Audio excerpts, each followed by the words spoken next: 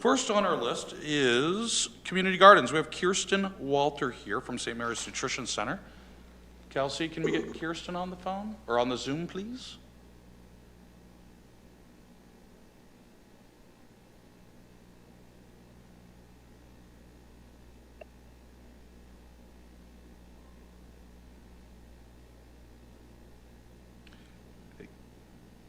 Hello. Good evening, Kirsten. Thank you for joining us. Thanks for having me. And I'm also joined by Kara Seavey, who's our Community Gardens Coordinator. She was the Auburn Gardens Coordinator, as well as the Community Growing Coordinator for St. Mary's Nutrition Center. I don't know if you guys can hear me. I'm having sound trouble, so give me a minute to work it out. Sorry. You're coming in. Yeah. You're coming in loud and clear.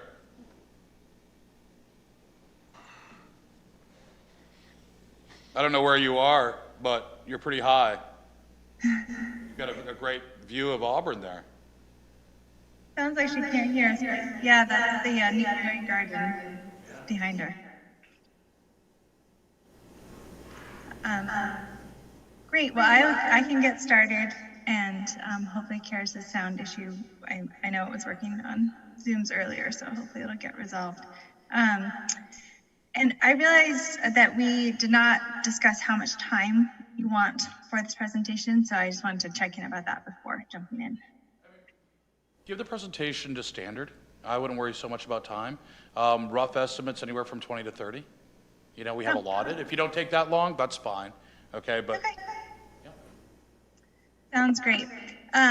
So, I think, for me, the goals today are to provide an update to the council about the steps that we have taken in first establishing a COVID safety plan for the community gardens, and then working to assess and adjust those based on information in our community, based on feedback from gardeners, staffing capacity, all of the things that inform how to make sure that we can meet multiple goals, that allow people to garden, but also make sure that we can keep the community gardeners and the community at large safe.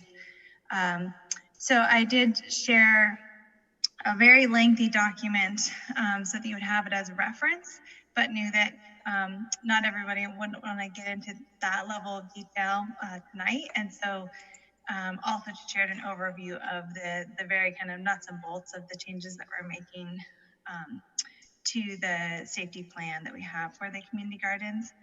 I recognize not all of the counselors may be familiar with the gardens, although a couple are because they're community gardeners themselves. And so just a really brief background, the Auburn Community Gardens have been a partnership from the very beginning, working with the city directly and utilizing CDBG investment dollars for the construction of the gardens, but also engaging other partners, including the Androscoggin Land Trust and the Cooperative Extension and the Nutrition Center, as well as several community members to get the gardens up and going. And we have built the gardens in response to priorities established in the comprehensive plan and in the CDBG and HUD plans to build 3 community gardens over the 5-year plan.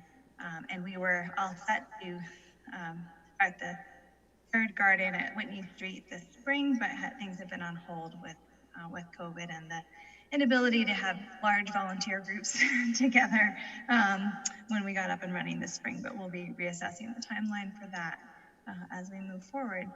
So we've had gardens at both Webster Street and Newberry Street established, and having people garden there. It's been incredibly successful project with lots of positive community feedback and kind of filling both a felt need and a documented need through research and assessment of what community members wanted. And looks like Bill's putting some pictures up. So that's a great picture of the Webster Street Community Garden. And we have shared with past councils end of season reports for the each of the years that we constructed the gardens. We're welcome to share those again if anyone wants them as a reference. So the gardens also complement the community garden system and network that we have in Lewiston. And while they you started in different ways, it's the learning from the gardens in Lewiston that informed really wanting to have it be a collaborative effort and intentional, and where we started gardens and putting the investment in from the beginning so that they could be sustained over the long haul. So where we are now is just we're all in unprecedented times, and so we've worked this spring as a staff listening to our gardeners, as well as doing a lot of research of what other community garden programs are doing across the country, and as well as partners in Maine, to think about what would be the best practices in trying to keep people safe. And to be honest, they're really hard decisions and hard discussions. That I think anything related to COVID is, balancing, the science that's out there, as well as other priorities and values, and personal feelings around risk and risk tolerance. And so it's as all of us know, in any category, whether it's trying to make decisions about seeing your grandparents or not, or making decisions for as a municipality, that they're challenging decisions. And so we, like many other programs and organizations, wanted to start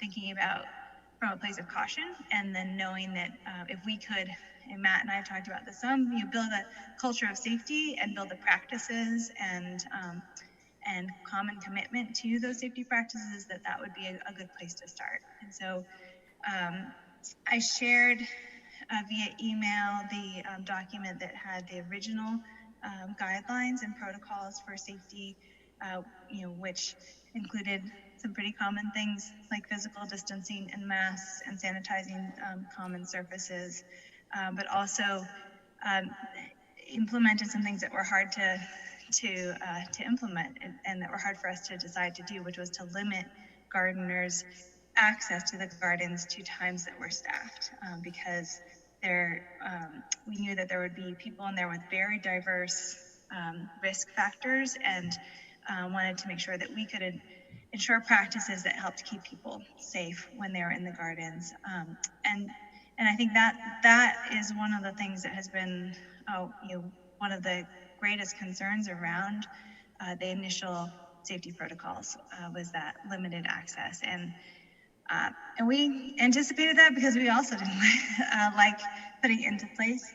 Thanks for sharing that, those guidelines. And so we, as we were doing all the work to get the gardens up and going, get them planted, enroll and enlist the community gardeners, communicate and get updates, do their registrations, we were also getting materials and supplies together.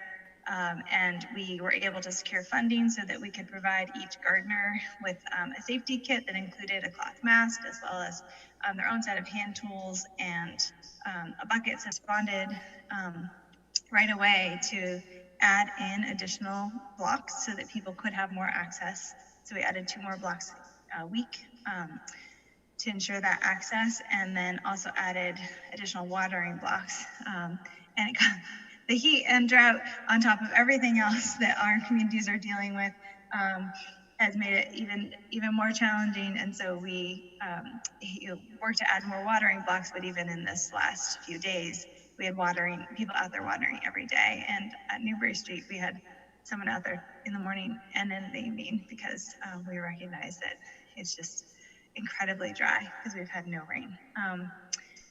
And all of us felt that heat on Saturday. I don't think any of us wanted to be anywhere except in a lake. So I've just been giving a background about where we started with the protocols for this year. In addition to having those protocols in place, I met with Matt, which was really helpful, out in one of the gardens, and we essentially said we need 2 weeks to both listen to gardeners, and we've done that through hosting Zoom sessions, through having phone and text and email conversations and updates, asking people for feedback when they're out in the gardens, and we've heard a real spectrum of feedback. We definitely heard from gardeners who say, hey, this limited access is really frustrating to me. I want more time in my gardens. I want to have more control over, the time I have in my gardens and how my gardens are watered. And then from there,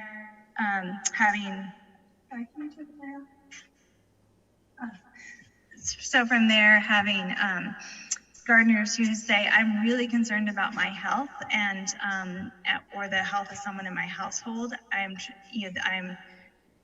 really keeping my household isolated, and the gardens is one of the more public things that I do. And so I'm really grateful that you have these practices and protocols in place, because it makes it so I can actually go out and garden and get outside of my apartment and do something that's good for me and my family. So we're balancing, you can see that's a really diverse spectrum of needs, and we've been balancing those in our decision-making process. And so our team has come up, and I'll review the plan, has come up with this plan that we are poised to implement this week, and have done that, so that it can be something that we do in Auburn, but also have it look similar in our gardens in Lewiston, because we think that consistency is important, while recognizing there's nuances to each of our gardens, and we'll make some adjustments as we need to. And we also ran some of these proposals by gardeners last week, asked for feedback specifically about some of these ideas, just to make sure that we were kind of grounded in what made sense for the gardeners. So I'm just going to jump into the high level bullets of what the plan looks like, and then probably stop there and then have an opportunity for questions where I can dive deeper in, and certainly give Karis a chance to speak up, which sounds like, I see the nodding, Karis, it sounds like your audio figured out. We will be able to make this transition happen this week. There's definitely some details to work out, but we will expand access starting this Thursday, the 25th. The gardens are locked right now, and they will remain locked.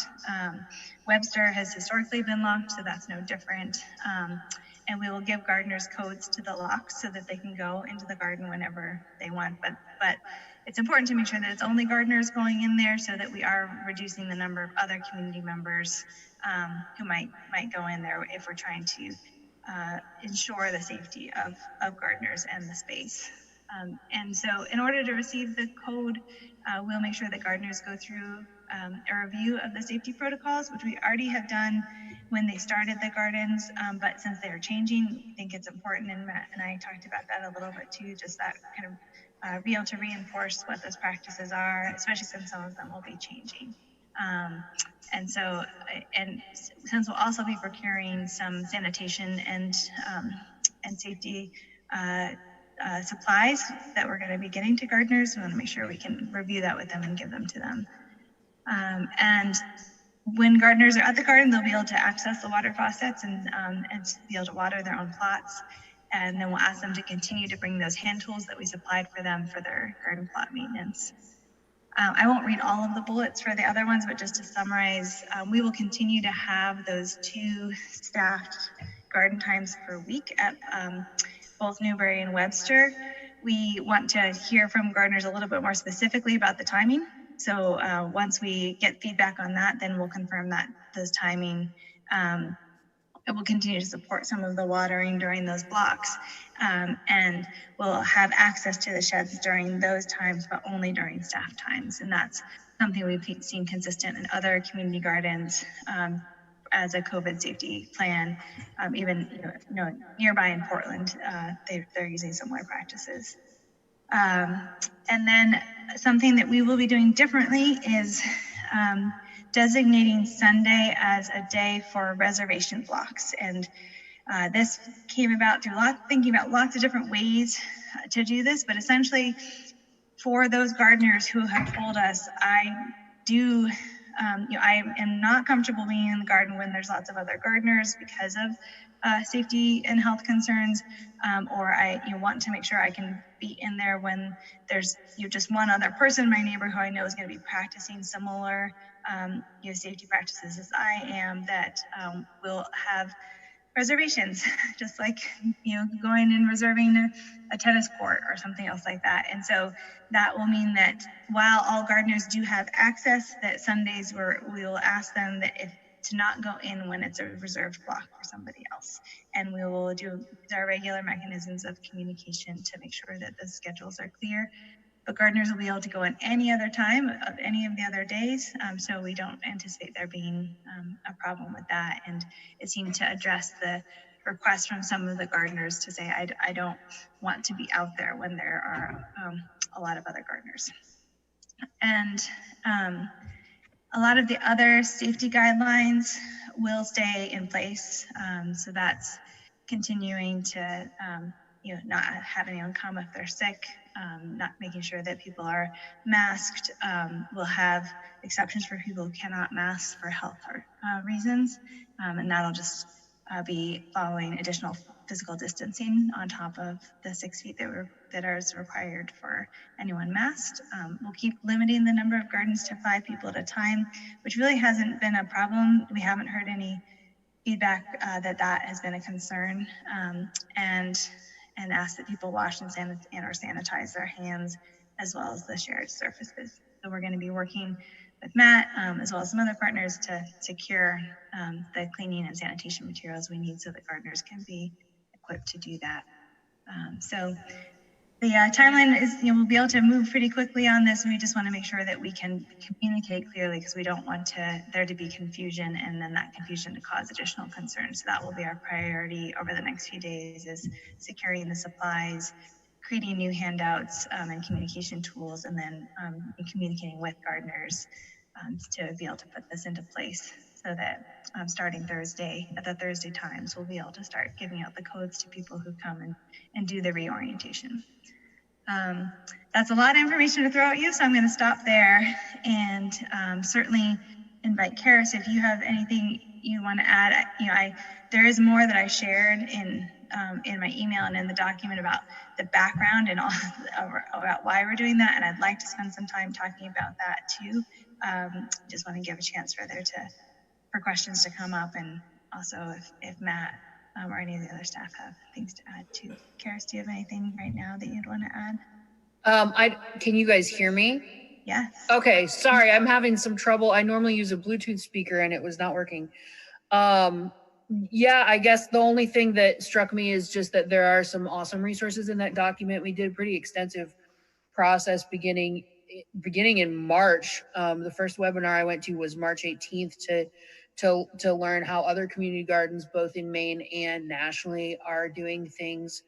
And also in that document are some resources about frameworks for assessing like a variety of what's called risk tolerances in that framework that I was fortunate to go to a webinar about, and as well as keeping tabs on not just the CDC numbers, but news and information that we're hearing about the appalling racial disparity in Maine, and trying to keep in mind the safety of all our gardeners, even if it's not necessarily documented in the CDC numbers right now, that we feel concerned that community safety takes the whole community. So I'll leave it there, though. I'm looking forward to questions.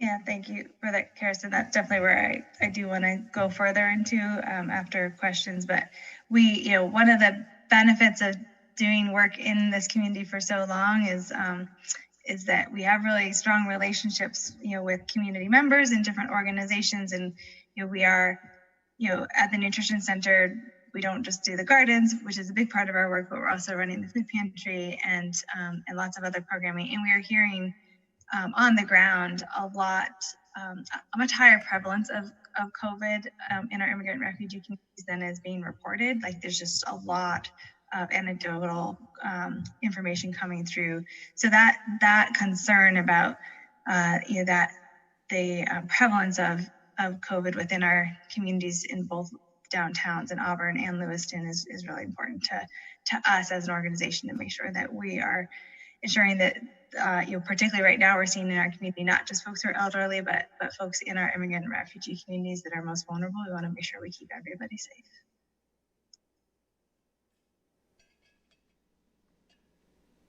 So I welcome questions or additional, Matt, if you have anything you feel like you need to add right now, or available for questions. Well, thank you very much for your time. Open up to the council for questions. Councilor Gary? Thank you, Mr. Mayor. I do appreciate all that you guys are trying to do in order to keep us safe and stuff. And I'm glad you're finally hearing some of the gardeners and some of their frustration.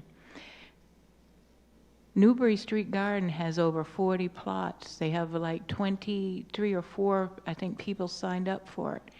But due to the limited 1 day a week and then 3 times a week at a certain set hours, it disheartened a lot of the gardeners going to the gardens because none of the times would fit in. I know you tried to accommodate with making special arrangements, but as you can look at the gardens today, only slightly less than half of the Newbury Street gardens have been even attempted or even planted.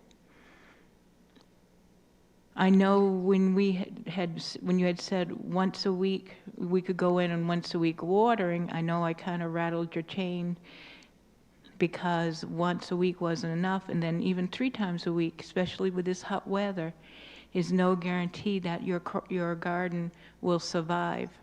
As it was, I've already had to replant twice some of the stuff I put in due to the lack of water and then now some of the heat.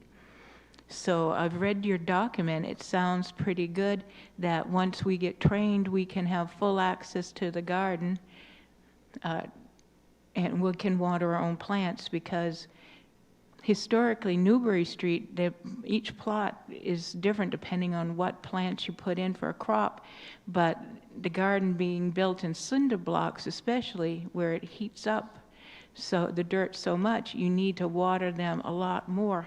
And sometimes it can be overwhelming if you only have one of your guides trying to water even what few garden plots we have in there now efficiently. So from what I understand, you're saying starting this Thursday, will all gardeners that have had that training, can we start like tomorrow at Newbury Street and get some of the training so that we can get in there and do stuff? I would love to start tomorrow, but we need to secure the sanitation supplies and get things in place so that we can ensure that we have, and Matt's helping with us moving quickly on that, but we need to make sure that we have that in place, as well as have trained our garden guides and staff. So, as much as I want to accommodate that, I think we're gonna have to wait till Thursday, but tomorrow will be one of the times that, and I know you often go, so tomorrow will be a time that's open just like it usually is.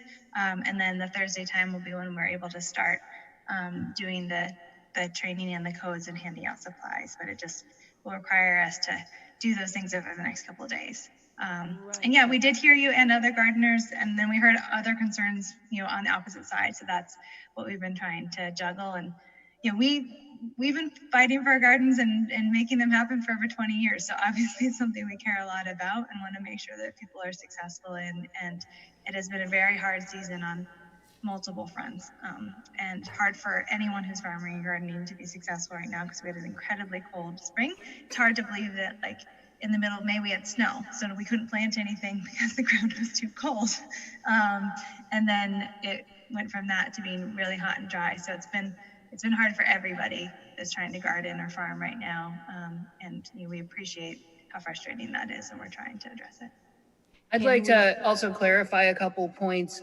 One thing that we learned in consulting with other garden organizations across the country is that organizations were not clear whether to anticipate higher enrollment of gardeners or substantially lesser, and many did anticipate and experience lesser registrations. We still have our, I don't know a count offhand, but around 20 to 24 gardeners is our target, and I believe we're close to that at Newbury Street. And it was also never the case that the gardens were only being watered once a week. That was a rumor. So I just wanted to clarify that. Because obviously we want the gardens to thrive and do well as well, so. Yeah. Excuse me though. Bridget told me when we first started gardening, when we were only there once a week, when I asked her how many times a week were they going to be watered, she said only once a week.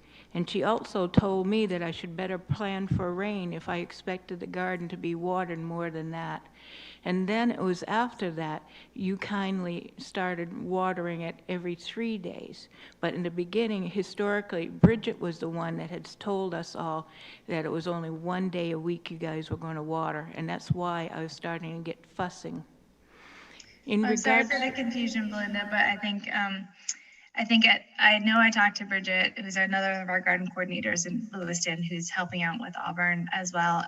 And what she thought she communicated was that we had scheduled and we knew exactly that, but we were working on the rest of it because we had discussed it as a staff before that. So as soon as we got the gardens going and planted, that's when we worked to get the additional watering. And I know you and I have talked about the let it rain comment. It was not meant to be something that was, was said offhand. It was because she really wants rain. She's having to manage, having over 150 garden plots, make sure that everyone gets water. So we are all praying for rain, especially for our farmers. please start to get trained tomorrow, whether or not we can start tomorrow. That way it would cut down the number of you having to interact at one day, all 20 of us. Say like if I go tomorrow and a couple other gardeners will go there, couldn't we be trained with the protocols even if the stuff isn't there? Linda, I'm sorry, we just aren't ready. We need to you see the documents that we've handed out before when we handed out the safety kits. We need to revise those and update them. We have a team meeting tomorrow midday to work on those pieces and to get the sanitation in place. And as you know, we have garden guides who aren't staff because we've had to have additional capacity in the gardens, but also in our food pantry because we've seen a huge surge in need in food. So we've had to, as an organization, respond to that as well. So we just aren't in a spot where we don't want to do it in a way that's not planned and then causes more confusion. So if you can be patient with us till Thursday, knowing that you can get in there tomorrow, so it would just be Wednesday that you wouldn't be able to get in, and then you'll be back on Thursday and be able to get the training and the access. One last question, and then I'll let another counselor in. When you say that Sunday is going to be for appointments sort of only, can there be a time like after the appointments are scheduled if we want to go run in and water the garden, say like at 7:30 or at night? Could that happen? In that case, you could just schedule yourself for 7:30 or whatever time you felt was appropriate. Yeah, and that we can certainly bring that back to the group, the staff discussion, because that's another reason why we need to wait till Thursdays, because we're trying to finalize with feedback from gardeners when the blocks are going to be, and be able to hear from gardeners when they want for those blocks. So it's just a lot of communication and logistics to manage in the next couple of days, but we'll take that back to the group, Belinda, and then say, either there's one open block that isn't reserved, or that there's the opportunity to reserve it for yourself and others that you garden with. I really thank you. Like I said, this is a very important issue to be able to have a garden plot, to learn how to grow our own vegetables, and to be able to grow vegetables to supplement our diet, because you know that you champion the cause that fresh vegetables are an important part of anybody's diet, and you can't just rely on canned stuff. Yeah. So. No. That's why I feel like there's a lot of common ground there. We just have to work out the details. Thank you, Councilor Boss. Thank you. I just wanted to say thank you to you both for the presentation and for all the hard work and thought that you've put into your protocols. It's clear that you're evidence-based, you're being cautious, and I think the community really thanks you for that. I've had a lot of feedback from other community members who are very grateful to see folks who are implementing policies around mask wearing and washing hands and making sure that those protocols are enforced. So I'm really grateful to you for the work that you're doing. And also your focus on health disparities. It's really critical in our community. So thank you. Thank you. Councilor Zani. Just quickly, I want to say I think this is a great example of collaboration and coordination between two different ideas about how things should be run, and I appreciate all the time and energy that both Belinda has put in, but also in terms of St. Mary's and Lots of Gardens really being responsive to the community. So thank you.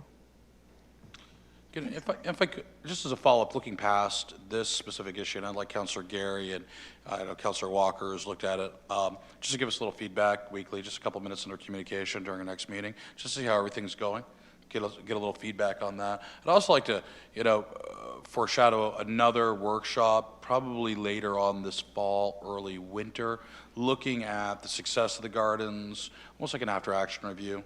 Teachable moments, points, what could we have done better, how do we go forward, and really looking at, and I want to thank you, this has been very good. It's been a while since we've had a presentation on gardens. I believe the last one was a couple years ago, maybe under the Community Development Block Grant overall presentation as we're funding some of these gardens. But your mission statement, kind of goals, priorities, it's very helpful, I think, to all of us. I'd like to incorporate some of that into that next workshop later this fall, early winter, to talk about the policy behind community gardens, intent, mission statement, what are our priorities, and how everything flows. I think that's important for the council to decide and look at going into 2021, a COVID-free 2021, as we can all hope, without some of these dynamic shifts that you all have had to do. Okay, Councilor Green? We're always happy to share about the gardens, and certainly because the timeline for the Whitney Street Garden was impacted, there'll be things to share as we are able to start to hopefully shift our focus away from the drought and some of these other issues moving forward. But we're always happy to engage with the council and give you an update so that you know what's going on. Crossing our fingers for rain, at least at night, not on a weekend. And thank you very much for all your time. We appreciate it. We'll talk to you soon. Thank you. Okay. Next on the agenda. Okay, thank you. I'm sorry, thank you, yes, thank you. Next on the agenda, we have a COVID-19 recovery update, summer recreation enrollment, and other issues. We're going to get Mark Goslin and Deputy Chief Fifield to present. Deputy Chief Fifield, did you want to start, or Mark? Mr. Goslin? Mark will be leading tonight. Very good. Good evening, everybody. Can everyone hear me, see me? Yes. Yes. Excellent. Excellent.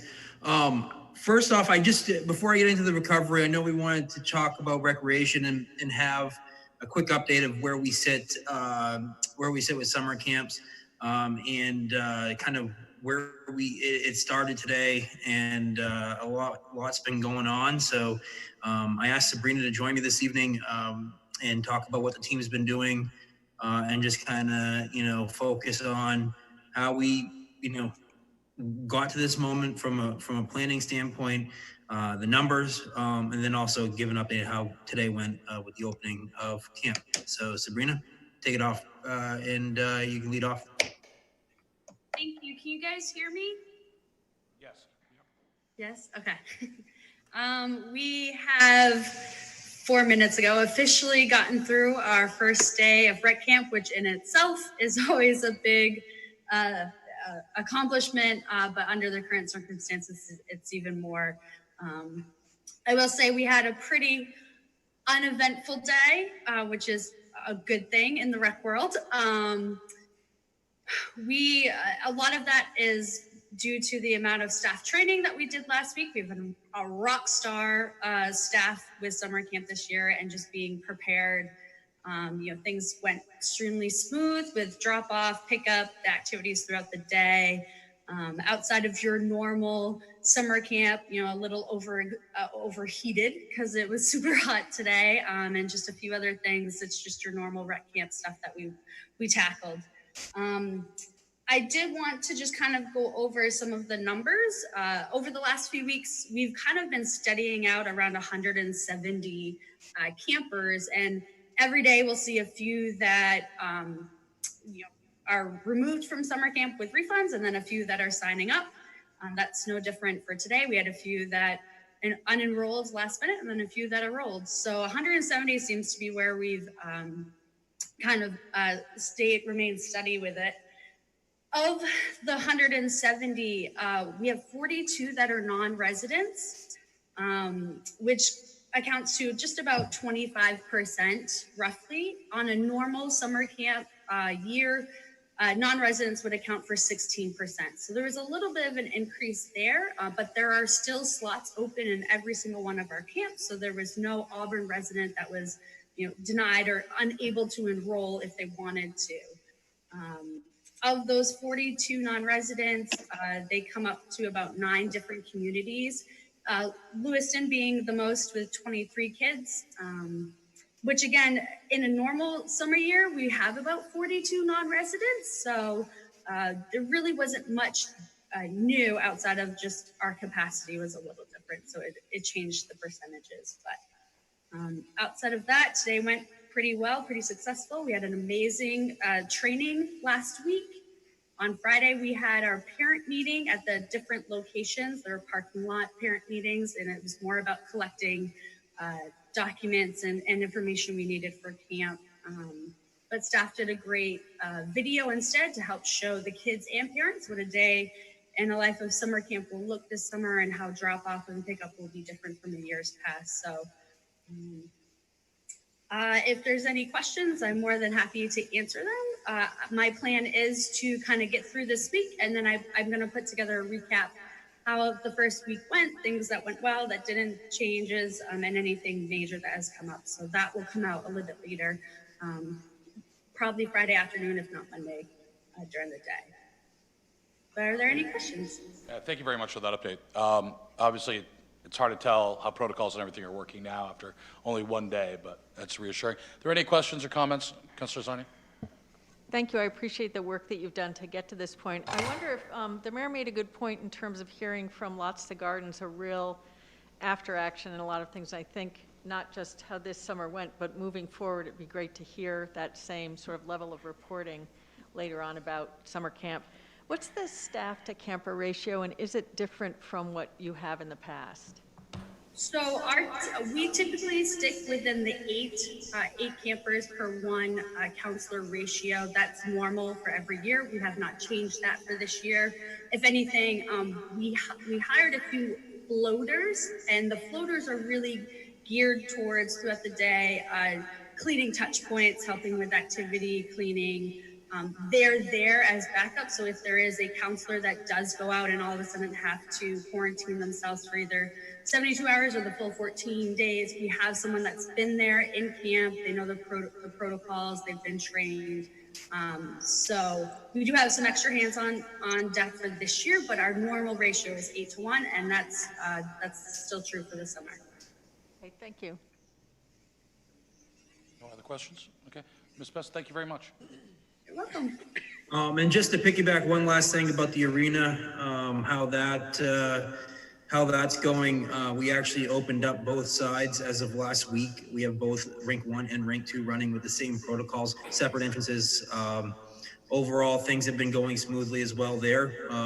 Again, we got great community people who are, great users who are renting and sharing the protocol information to their users that are coming as part of their groups, which has been a huge success for us, is having buy-in from the people who are actually renting from us. And they've been so supportive with a lot of the protocols and some of the inconvenience, that's passed, having people dress on the outside part of the arena and not using the locker rooms, and parents understanding the limits within the facility, and social distancing. So, we're lucky, and things are going well, and the staff's working hard there with cleaning after every rental group.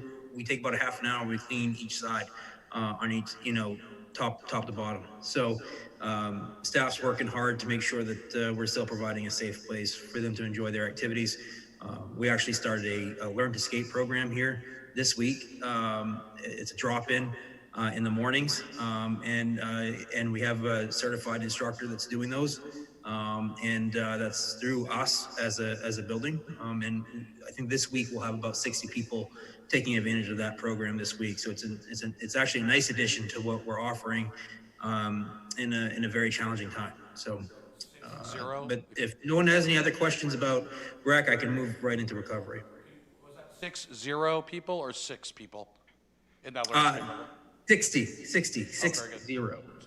this week. approximately. I don't see any questions, so yeah, please continue. Excellent, excellent. So I shared the raw data with the counselors about our survey. Again, we had 45 respondents with our business survey. I'm going to go through the business survey results real quickly. Us as a recovery group, we met and discussed these results, and we are going to be looking at different things in different ways to affect these results. I think one of the top 5, I want to share the top 5 concerns that our businesses and our business community had in the respondents. Of course, I think there's no scientific nature to this. I think some of this is kind of, you kind of expect some of these answers, but it's also good to have so that we can understand what our community is going through, especially our business partners. So financial impact was kind of like leading the way, as well as decreasing consumer confidence. And I think that's what we're finding now as we slowly transition into opening, is we're seeing 2 schools of thoughts with our community. Some individuals and some businesses are ready to go, and they want to open as soon as possible, and we see that and we hear that. But we also hear the other side that, we have to be concerned and we have to be strategic and we have to think of a lot of other things and a lot of other points in our opening and moving into a sense of normalcy. So how we are addressing consumer confidence is a conversation we actually had in our recovery team, and we're going to continue to have conversations about how we might be able to address that.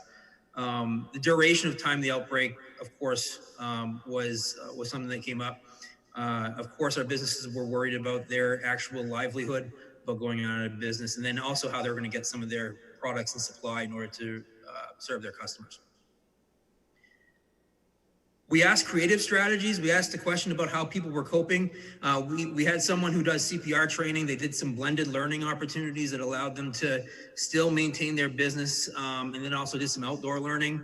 A lot of the feedback was focusing on how we taking the new normal and how we working with alternatives within the new normal, such as implementing new products that they might be able to sell from their businesses to allow them to grow what they currently have from their product lines, online ordering, and then of course, we're in virtual meetings all the time, and the virtual meeting technology, they said, has been something that's allowed them to not only stay with their customers, but meet with their customers. I had a financial advisor that I actually talked to and said that Zoom has been a savior because he's been able to connect with every single one of his investors and talk to them and still maintain that relationship, which was important to him. So those were some of the creative strategies that some of the individuals that we kind of, and then it was kind of a common theme around those.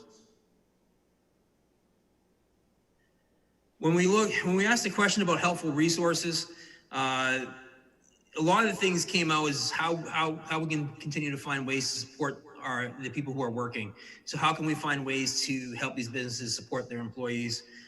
Small grants or low interest loans, deferral of payments, forgivable loans. I'm working with Zach right now in regards to the money that's going to be allocated, that we can do a loan program, forgivable loan program that we can get out to the communities for businesses to apply for.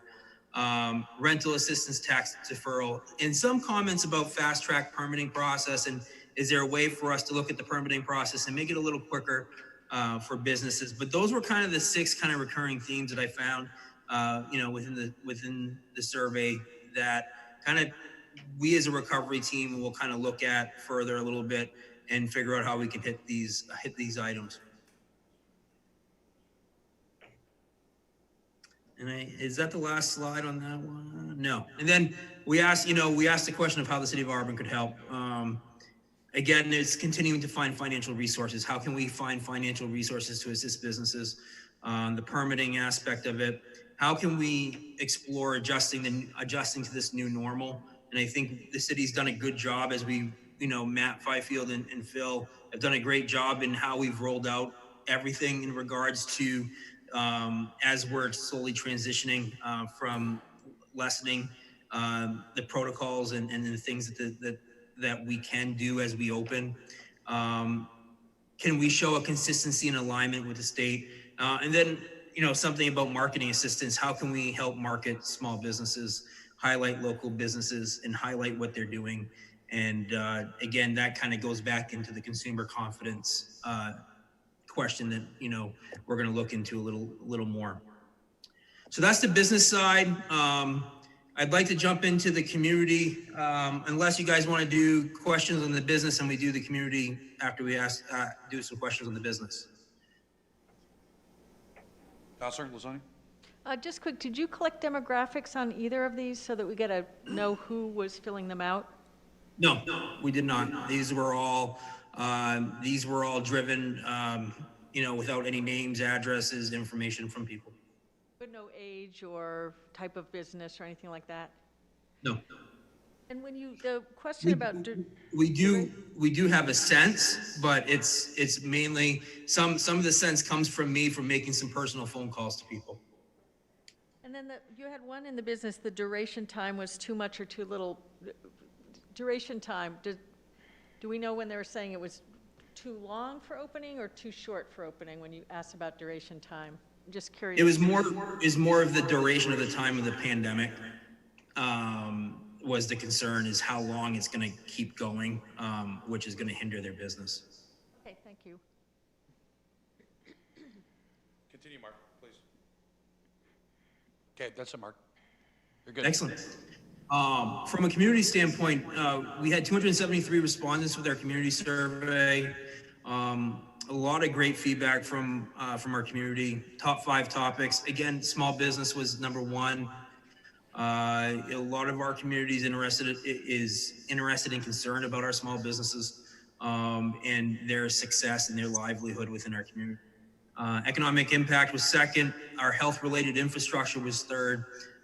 Public policy was there with 4th, and then leadership and how we're handling in crisis management, how we're handling the pandemic. Those were the top 5 results with those 273. I think the one thing that kind of stood out to us was the community survey. Majority of the respondents were you're going to see on the next slide. I think the city's done a great job of meeting needs, you know, and that sort of thing. And we'll address, I'll address that later in a different slide here. But, Phil, if you can go back to the slide there. The one thing that we found with the pandemic and some of the response we got back from our community was, the psychosocial aspects of the pandemic and how much intellectually and emotionally the pandemic's having on our community. And 44.65% said, me and my family have been affected, from a mental standpoint and from a psychosocial standpoint. 38% said no negative effects. 28%, I've seen my friends and coworkers be affected by it.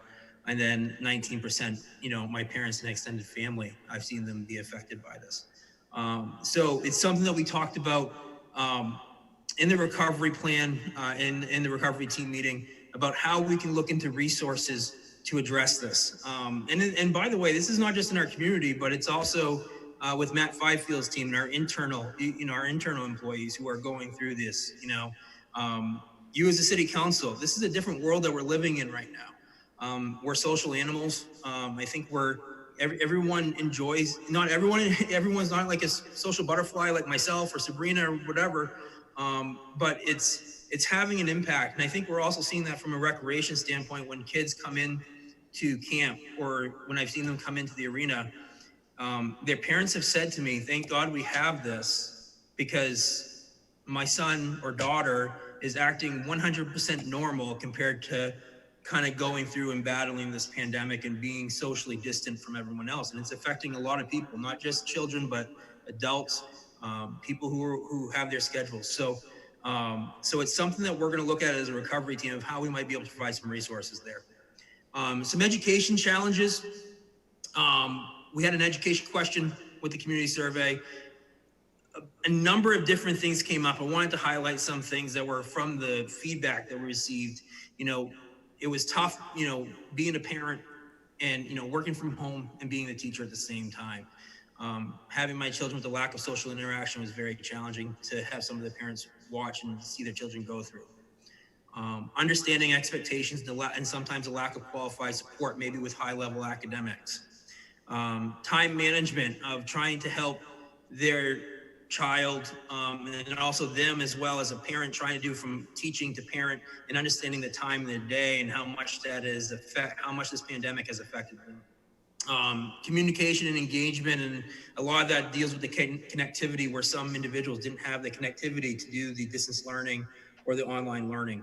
So it was kind of interesting to see that, and it's something that I will share those results with the school department, and have them kind of take a look at that and see how we might be able to kind of move that needle and address any questions or come up with any suggestions as we move forward with this pandemic and what the fall is going to look like.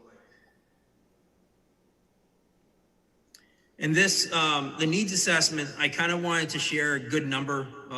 What we feel was a good number was an average, all needs being met, from some questions that we asked about food, water, rent, mortgage, job security, unemployment funds, pet supplies.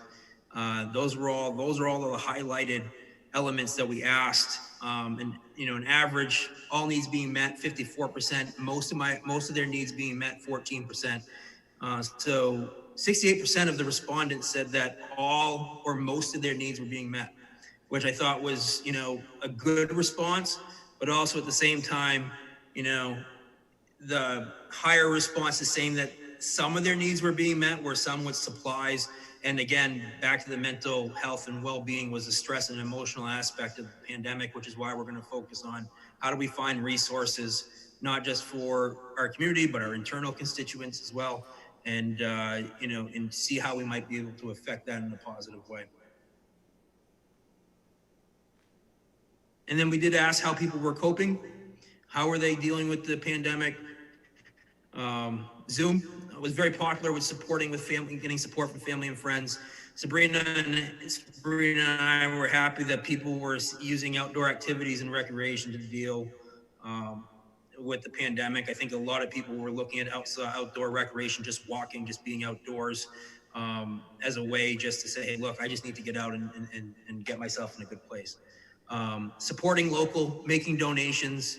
I actually talked to an individual, another one of the business owners, who said, I was trying to support all the local restaurants as much as I could.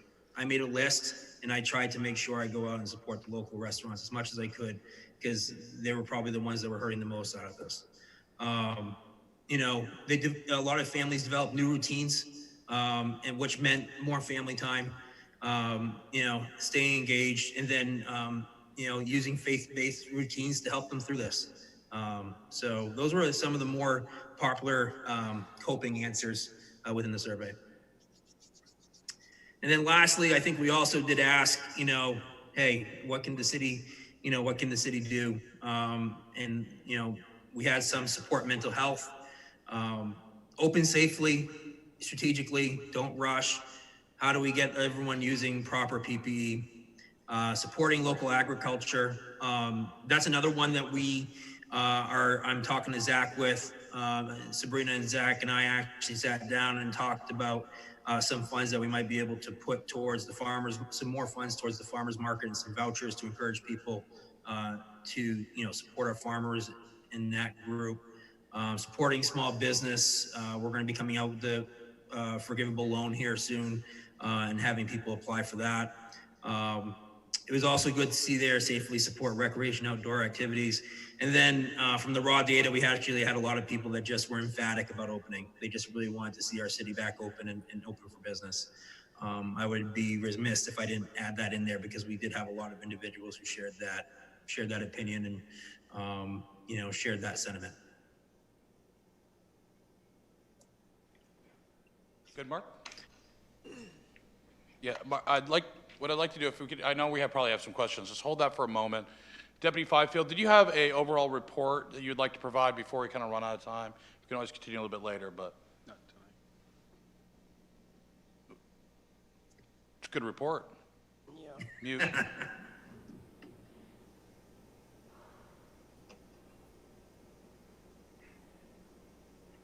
Can you hear me now?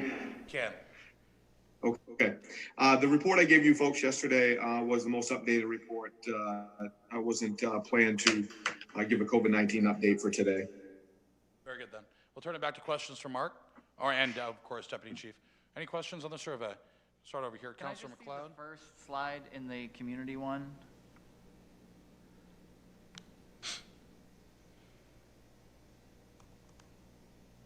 Maybe it was the first or the second.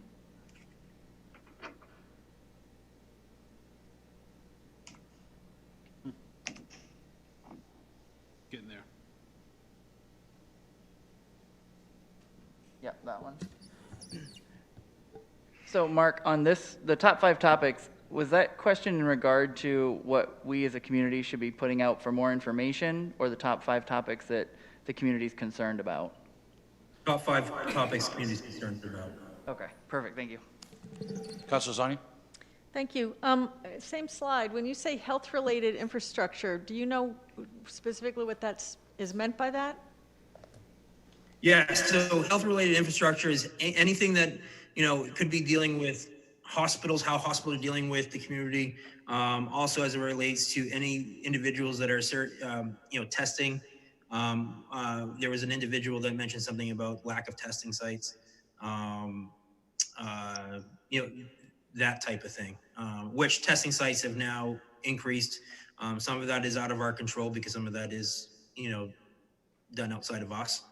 But yeah, that was around that type of information. Because it could inform my work. I'd be interested to dig into that a little bit more. And then the same thing with well-being. Did you get any information about what aspect of well-being? Are people depressed? Are they isolated? Are they older people who are alone? Any information about that? So some of the feedback that we found and some of the information where people were able to give some more detail, a lot of it was more of like the social isolation from family, friends, and not able to do their normal routine. I didn't see anything as it related to depression within those notes, but it was more of just the lack of the social interaction, but also the different routine as it relates to maybe their job, their personal life, and their children. That's helpful. And the last thing, I went through, this is a really wonderful trove of information from the community. There were so many responses. And it was almost 50-50, open now, slow down, because I went through and sort of ticked off the ones. So I think that information, we could really look at that, not just in terms of opening and not opening, but there was a lot of really good community information. So I hope that we're able to do more with that information. Yeah, and Councilor Zion, it was, I tried, instead of just trying to put everything on these presentations, we did look, as a recovery team, we did look at the survey results as a whole. And we're not dismissing anything that's not on these slides. We're taking all the information that we have at hand to be helpful for us as we continue to move forward. People gave really detailed responses from the community, which is great information for us to have. For sure. Thank you. Especially having 273 people respond to it. I was very pleased. Councilor Boss? Thank you. Thanks for the results and thanks for sharing the raw data. I appreciated that. Did we have a mechanism for ensuring that only Auburn residents responded? No. Okay. Thank you. I mean, we shared it with the community. It was open to anyone who clicked onto the website and clicked on the link. So there wasn't really any mechanism that said that this was, strictly an Auburn resident that filled it out. So there is a possibility that we might have non-Auburn residents who have filled out the survey. Thank you. Councilor Gary? Thank you, Mr. Mayor. You said online survey. Does that mean nothing was handed out or left for people to fill that didn't have access to a computer? We allowed access to anyone who requested access for that type of thing. We did our best to support, but the majority of it was done online. I mean, I've done a lot of surveys over my career, and this is directional, informative. It is, I wouldn't say statistically relevant, There's a lot of, anybody who's taken a lot of stats classes will tell you there's holes in this, just like there are with most surveys.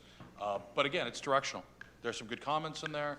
The mental health, high percentage of that is concerning. You know, and I think it's not a surprise. Maybe the percentage is, but it's not a surprise. So definitely, I've looked through it, some good takeaways in there, and hopefully that can guide some directional policy-making decision by the council. So, and staff as they go along their work. I do think it would be good to have demographic data from now on, because that will really help us to look at who in our community is responding to this. A great example of that, if I can jump in, for example, if you look at the #1 question for the community survey, where you say, what sources are you using to get information? The second most common source was social media. And as a city, if we're using our funds to target specific individuals, and we can look at this data and stratify by age and say, you know, like our older demographic don't use social media, but our younger demographic does, you can use Facebook to very specifically target that age group. So we're using our funding more effectively. Aged yourself. You didn't say Instagram. I am a millennial. You're a Facebook generator. You're a Facebook. I am too. I'm just now adopting Instagram. Okay. Yes. And there's, I mean, data is powerful. So there's a lot you can dig into this, I think. And, you know, this might be a really good thing to look at later on this summer with the new brand director comes on board post July 1. So very good. Thank you all very much for your time today. No problem. And both councilors, Councilor Lozani and Councilor Boss, thank you. That is, I mean, it is, our #1 priority was to try to get as much feedback as possible. And I know the demographics of a survey is very, very important, and it's critical to any success with data. So that is, you know, something that if we can find a way to do that better in the future, we definitely will explore. Thank you all very much. At this time, we're going to take a small couple-minute break from the workshop. Our meeting is supposed to start at 6. I don't want to be too late. But Councilor Zani, did you have a question regarding time start tonight that you wanted to pose? Yeah, I just was curious about when we decided it to be at 5 o'clock, and just to let people know, for some of us, our work day at our desk doesn't end until 5. So 5:30 has always been much better for me. That's what I wanted to say. And if we could continue at 5:30 and know that it's always at 5:30, that would be great. Well, let's, Phil, Sue, do you have a comment on the 5 start? Yeah, can't I think remember. that special meetings usually are just chosen on the start time, but I think that's good feedback to know that 5:30 should be the start time for a workshop. A lot of times we don't even have a workshop. This is usually a special meeting is just the meeting, and we can make sure we cover that. Unless otherwise Thank you. determined by the council as a whole. I mean, there's been times just recently that we've started workshops during budget season at 4:30 or 4, but it was decided upon at least consensus prior. Okay. Yeah. Okay. Yeah. Thank you. Good. Now, I'm going to end the workshop. We're going to take a 5-minute break. I'm sorry for anybody who's watching, but let's get a cup of water. It's warm out there. Beat the heat. 6:07? Say again? 6:07? Well, not exactly 5. I'd like to say 6:10. Okay. Depends on whose clock.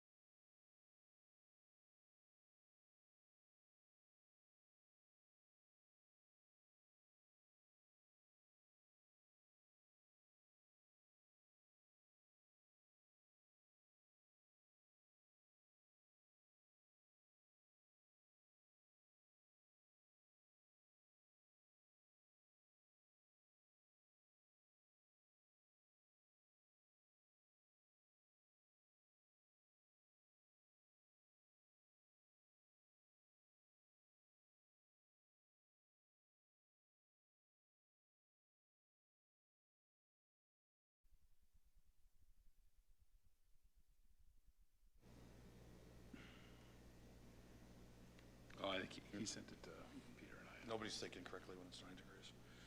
Okay. I'd like to call to order the special meeting of June 22nd, 2020. If you could, please join me in the Pledge of Allegiance.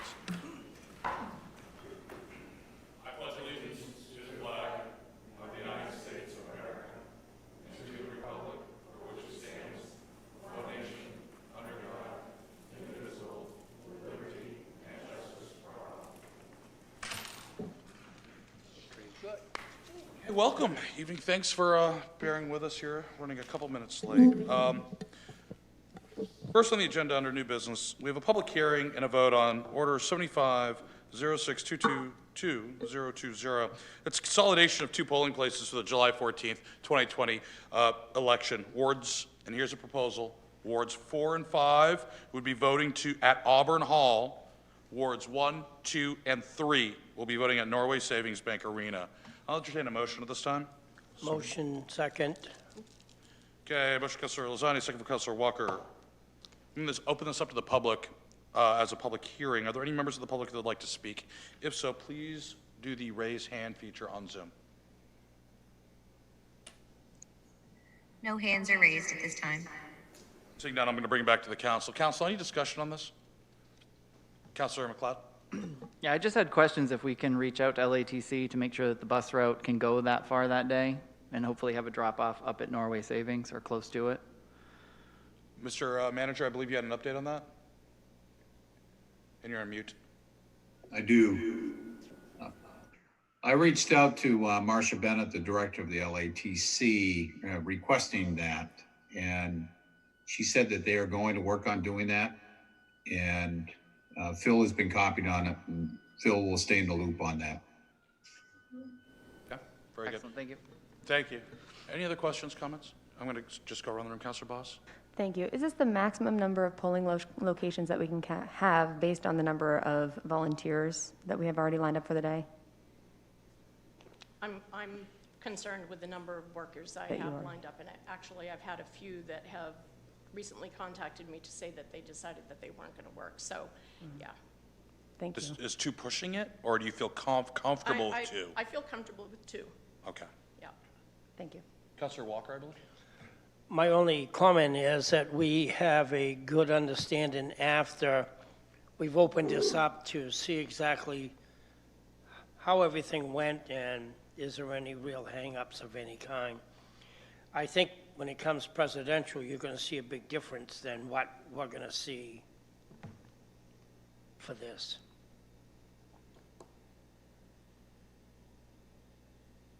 Okay.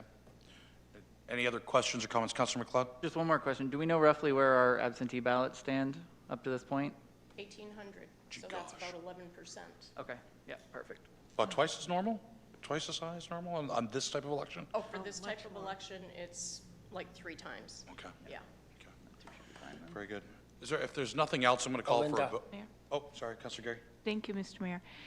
At last meeting, I had asked about where will candidates be allowed to stand or not. I thought you had mentioned that you would check to see what the Secretary of State's now saying they can do. Obviously, they have to practice the social distancing.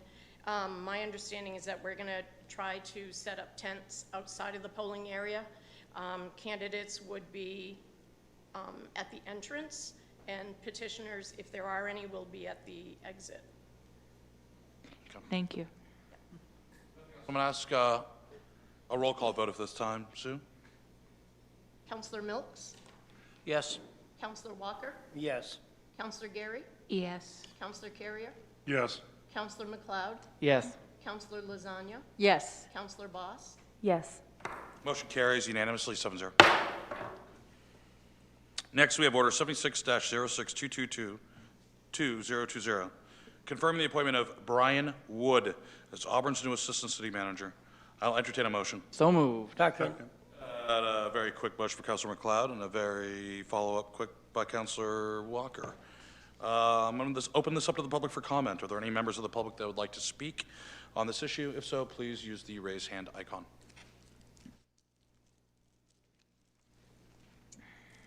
No hands are raised at this time. Mr. Woods on the Zoom call. We'll give him one last moment to back out if he wants. No? He's on the call. I'm going to have him He come is? in a few minutes just to say Oh, a he few is? words. Okay, Yeah. as long as he's not backing out now. I would just say, first, council, thank you very much. All of you took time to meet with Brian when he was here. For the public to know, we had over 50 applicants for the assistant city manager's position, which was probably one of the best turnouts we've had for applications in a very long time for any position within the city. So it was great to see that kind of a response.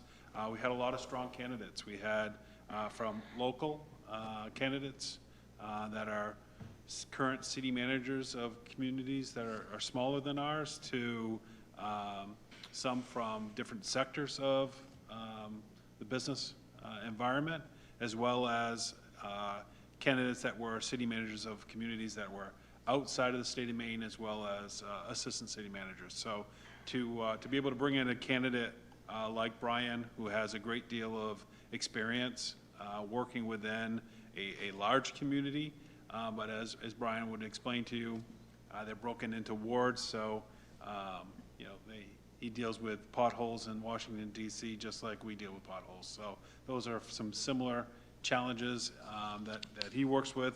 But one thing that was, I think for me anyway, talking with Brian, was his enthusiasm of really being at a community level, connecting with community members. I think our conversation, I believe it was with Councilor Milkson and Councilor Walker, about talking about our seniors and programs that can be provided for tax assistance to seniors.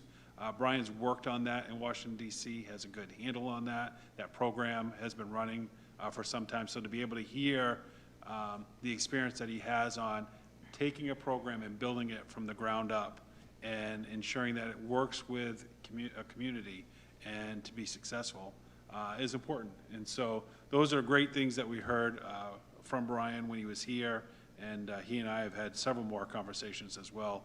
Kelsey, is he in yet for the meeting? He's here. He'll be connecting to audio.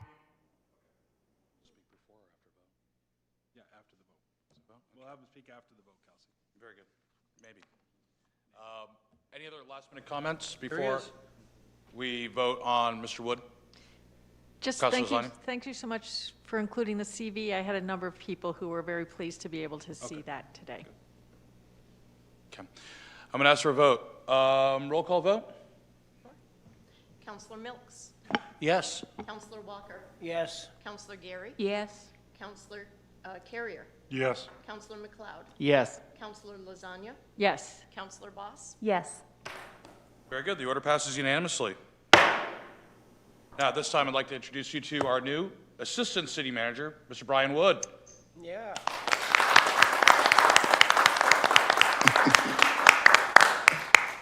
Oh, wow.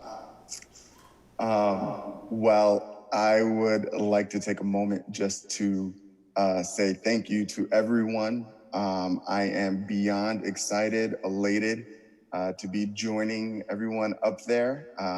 Auburn is home, and I can't wait to make it official by moving up there. Everyone has been everything that I could have anticipated and more. I'm extremely excited about the opportunity, and my wife is as well, to call Auburn home. And we're extremely excited to take everything that we've experienced in Washington, D.C. for the past 10 years and bring a lot of those experiences to this great city. And we are extremely excited to be able to kind of hit the ground running. I had fantastic conversations with council, with the mayor, and obviously with Phil. And so I have a great inkling of what some of the major projects are when I get there. And so just super excited to be able to be a part of this fantastic team that's already in place, and to continue the great work that has already been underway, and extremely excited to fulfill a lot of or be a part of helping fulfill a lot of the initiatives and efforts that council has laid out. So thank you all very much. It was a pleasure for those few days that I was up there, and can't wait again. So thank you. Oh, thank you, Brian. And I got to ask, are you at the White House right now? I mean, right behind you. It looks like there's everything in Washington made out of marble and granite. No, I found a little space in my building. While I love my apartment, I also have a very rambunctious Labrador who does not take kindly to Zoom calls. So I figured it would be better to have a little bit of peace and quiet. Well, welcome aboard, Brian. We look forward to having you come up to Auburn and, seeing what our great city has to offer. And it's an exciting time for all of us here. So thank you very much. Thank you very much. Super excited. Next, we will be moving on to order number 77-06-222-020. Approving the Small Business and Microenterprise Loan Program guidelines. I'll entertain a motion at this time. So moved. Second. Motion from Councilor Boss, second from Councilor Walker. I'll open this up to the public for comment. Are there any members of the public that would like to comment on this? If so, please use the raise hand icon. No hands are raised at this time. Okay, seeing none, I'm going to bring it back to the council. Any debate, comments, questions? We workshopped this with Zach, Community Development Block Grant, CARES, supplemental money? No? Okay, I'm going to ask for a vote at this time. We're doing an oral vote. All those in favor? Or not oral, hands. Opposed? Abstained? None being? Passes unanimously, 7-0.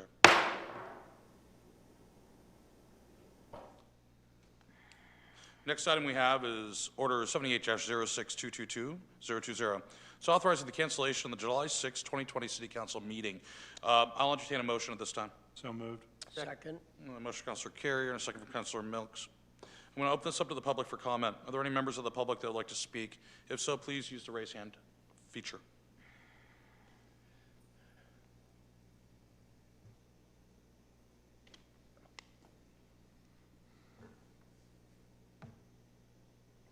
Does not look like anybody at this time.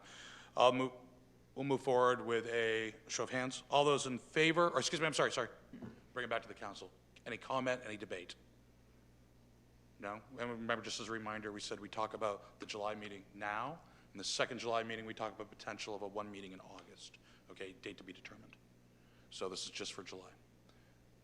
Anything else? Any council? No? All those in favor, please raise your hand. Opposed? Abstained? None being? Passes unanimously, 7-0. Very good. Next, we have an executive session to consult with the city attorney pursuant to 1 MRSA, section 405. Do I have a motion? So moved. Second. Motion for Councilor Carey, second for Councilor McLeod. I'm going to ask for a vote, show of hands. All those in favor, executive session. Opposed? Passes by a vote of 6-1. We'll now enter into executive session. This is the last item on the agenda tonight. We may or may not come back live, depending upon technical capabilities. After this, we'll be in adjournment.